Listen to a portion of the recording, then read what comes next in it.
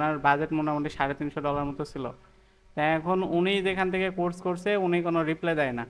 মানে আপনাদের যে সাপোর্টের বিষয়টা, মানে উনার টার্গেট হচ্ছে কি কোর্স করিয়ে ছেলে প্লেয়ার মনে করেন কোর্স করিয়ে ছেড়ে দেওয়া। সে যাই হোক অন্য জি জায়গার জি। থেকে, মানে কোর্স করেছে ঠিক আছে, তার কাছ থেকে কোর্স করার পরে সে কোনো বায়ার মায়ার কিভাবে পাতি হবে এসব প্রসেস দেখায়নি। এখন বায়ার বায়ার পাওয়ার জন্য সে অন্য এক জায়গার থেকে 4,000 টাকাতে কোর্সও করছে। এখন আউটরিচ শিখে সে মনে করেন ইউটিউবে ক্লায়েন্ট ক্লায়েন্ট পাইছে, সবই হলো।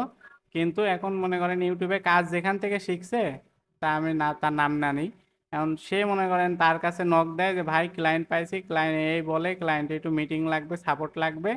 সে সে আছে তার ব্যাচ নিয়ে, তার মনে করেন এদিকে ও কোনো 50টা, রিপ্লাই দেয় না? না না রিপ্লাই কি দেবে, তার 50টা স্টুডেন্ট মনে করেন লাইভ ব্যাচে জয়েন, মানে সে আছে মনে করেন নতুন অ্যাডমিশন নিয়ে ব্যাচ নিয়ে আছে।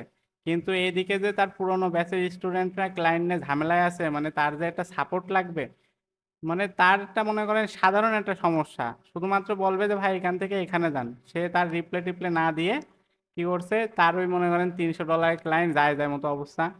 তারপরে আমার ভিডিও কলে মানে সে এমন পোস্ট করেছে যে ভাই ক্লায়েন্টকে হারাতে হবে এত কষ্টের পরেও। তারপরে আমি রিপ্লাই দিলাম যে ভাই কি সমস্যা, বললো যে ভাই এই বিষয়। তাহলে জুমে এনে মনে করেন হালকা একটু বললাম যে ভাই এই প্রসেসে আগান, আর যদি কোনো হেল্প লাগে নেক্সট টাইম বললেন। পরে গুগল একটা রান করে দিলাম, ওনার ক্লায়েন্ট খুশি হয়ে ওনার টাকা পেমেন্ট দিল। তো যাই হোক, মানে আমি এই জিনিসটা আপনাদের বলছি, আরেকজন আছে যে আউটরিচ পারে না, তার আউটরিচের একটা ট্রিক শিখাইছি, সে মনে করেন কষ্ট করছে 1 মাস মতো কষ্ট করে সে বায়ার ম্যানেজ করেছে, প্রায় $450 ক্লায়েন্ট। তো ভাই মনে করেন আমরা যেহেতু ফ্রিল্যান্সিং করি, তা মনে করেন আমরা জানি যে বর্তমানে কেমন প্রসেসে আগাইলে মনে করেন ক্লায়েন্ট পাওয়ার পসিবল। কারণ একজন মেন্টর মনে করেন আপনাকে শিখালো সে 2017-18 মেথড, সেই সব মেথড মনে করেন এখন আর কাজ করবে না, এখন কাজ করবে আপডেট মেথড। আপনার মনে করেন আপডেট অনুযায়ী আগাতে হবে। আপনি সে 17-18 মার্কেটিং টেকনিক আর এখন 24-এর মার্কেটিং টেকনিক এক করলে হবে না। এই জন্যই ভাই মানে জি। আপনাদের সাজেশন, মানে আপনাদের যে বড় ভাইটা আছে বা যারা ফ্রিল্যান্সিং এ আসতে চায়, যদি আপনাদের কাছে জিজ্ঞাসা করে এটাই বলবেন যে আমার কাছে দরকার নাই কোর্স করার, তারে বলবেন যে ফ্রিল্যান্সিং করে এমন কারোর কাছ থেকে শিখতে। কোনো আইটি ইনস্টিটিউট জাস্ট ফ্রিল্যান্সিং করবে, ওই ফ্রিল্যান্সিং শিখায় আপনার ছেড়ে দেবে কাজটা, কিন্তু কিভাবে বায়ার পাইতে হয়, বায়ার পাওয়ার পরে যে সাপোর্ট, এইসব তারা কোনোদিন কেয়ার করে না। মনে করেন ফ্রিল্যান্সারে কাজ করতাম, তো হুম। তখন মনে করেন ক্লায়েন্টের প্রজেক্টও অনেক কমপ্লিট করছি। তা এখন মনে করেন একটা $20 একটা কন্টেস্টে উইন হয়েছি, মানে আমি তো সেই খুশি, পেমেন্টটা আনবো সেই মুহূর্তে মানে গেল আমার কম্পিউটার নষ্ট হয়ে। ওই যে নষ্ট হলো, ওই জেদ থেকে চলে গেলাম মনে করেন ডিপ্লোমাটা পাস করার পরে ঢাকায় গেলাম।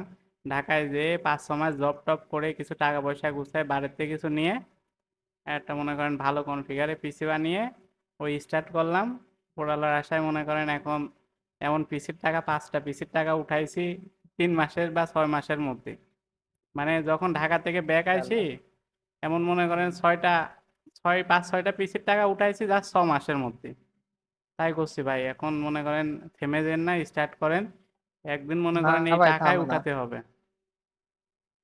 খুবই ভাই আপনার মতোই আমার প্রবলেম। আমি ল্যাপটপ ছাড়ছি হচ্ছে 8,000 টাকা দিয়ে, 2 দিনও হয় না এসে আবার চালাইতে গিয়ে হঠাৎ করে বন্ধ হয়ে গেছে।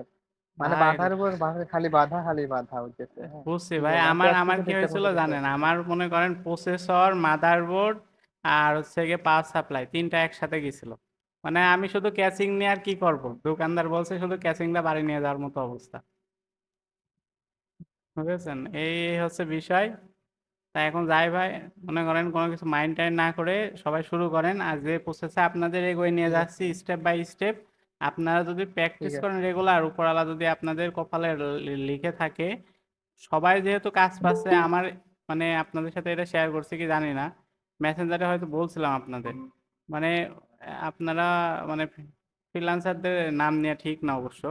যাই হোক মনে করেন, মানে এটা জানেন যে এক জায়গার একটা পেইড স্টুডেন্ট কি হয়েছে,